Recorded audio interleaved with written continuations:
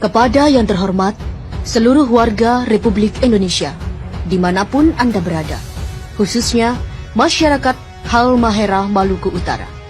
Dengan segala hormat, saya Anissa Madaniah memberitakan tentang tambang emas yang ada di Halmahera. Pemberitahuan ini sengaja saya menggunakan bahasa Indonesia dan tiada satupun kata-kata intelek agar seluruh lapisan masyarakat bisa memahami semua apa yang saya tuliskan. Perlu kalian ketahui bahwa tambang emas yang paling terbesar di seluruh Indonesia tempatnya bukan di Papua, tapi tempatnya berada di Halmahera Maluku Utara. Tambang emas itu milik negara kita. Artinya, emas itu hanya milik negara. Bukan berarti tambang itu milik pemerintah setempat atau bukan milik pribadi pemerintah pusat. Kini tambang emas itu telah diberikan oleh Luhut Binsar Panjaitan dan Jokowi kepada pengusaha asing yang berasal dari negara Cina dengan dana investasi sebesar 70 triliun 200 miliar rupiah pada tanggal 3 Juli 2017. Selama ini, alasan mereka bahwa tambang-tambang itu hanya untuk kesejahteraan rakyat, tapi kata-kata itu adalah pembodohan atau kata-kata bohong. Sudah berapa banyak tambang-tambang milik negara kita telah dibelikan oleh pemerintah kepada pihak asing. Harusnya seluruh rakyat Indonesia telah menjadi milioner, yang sekolah digaji, yang berobat ke rumah sakit pasti gratis karena setiap jiwa telah menjadi milioner. Tapi, apa yang kita dapat dari hasil tambang-tambang itu? Justru tambang itu habis, dan uangnya bahkan tiada. Malahan, rakyat Indonesia semakin miskin saja. Para pemimpin Indonesia, semuanya orang-orang buangan. Mereka hanya tumpukan-tumpukan sampah tanpa ilmu pengetahuan, lalu mereka menjadi manifest atau pencari jabatan di negeri ini dengan jalan sogok dan suap.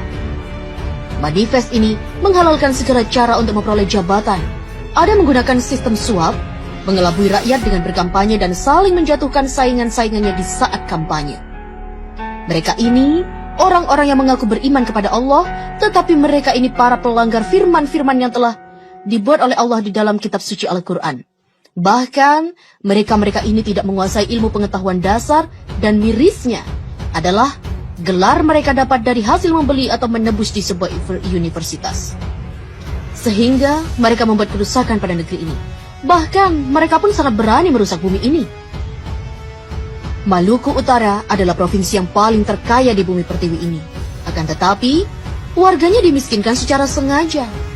Wahai saudaraku, ketahuilah oleh dirimu bahwa Maluku Utara adalah provinsi termiskin se-Indonesia karena pemerintah pusat dan gubernur daripada serta wali kota Maluku Utara yang sengaja memiskinkan warga di sana karena Halmahera mengandung batu bara, nikel, tembaga, biji besi, gas, minyak, emas, dan lain-lain. Tambang emas di Halmahera potensinya lebih dari 5 kali lipat dari tambang emas yang ada di Papua milik Freeport. Tambang emas di Halmahera dirampok secara legal melalui pemerintah pusat, dan tambang itu dirampok oleh PT Nusa Halmahera Minerals dan PT Sanatova. Lokasi tambang tersebut di kota Tidore dikuasai oleh PT Satanova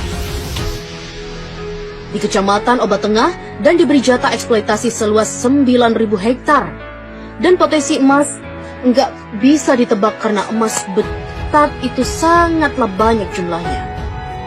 Di bagian selatan Gosowong, Maluku Utara, dikelola oleh PT Nusantara Nusa Halmahera Mineral.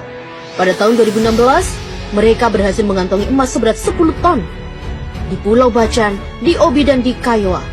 Ketiga lokasi ini, pasca pelantikan Gubernur DKI dan pasca pelantikan Gubernur Maluku, akan diberikan secara lelang pada pengusaha yang bermodal sangat besar. Ketiga lokasi ini belum dikelola. Lokasi ini berpotensi logam emas yang sangat melimpah ruah. Jika hasil tambang emas itu dibagikan kepada seluruh rakyat Maluku, maka provinsi akan menjadi nomor 1 terkaya di seluruh dunia. Tambang emas ini rencananya pasca pelantikan gubernur akan dilelang kepada pihak asing. Siapapun keluar sebagai lelang, maka dialah yang menjadi si penguasa tambang itu.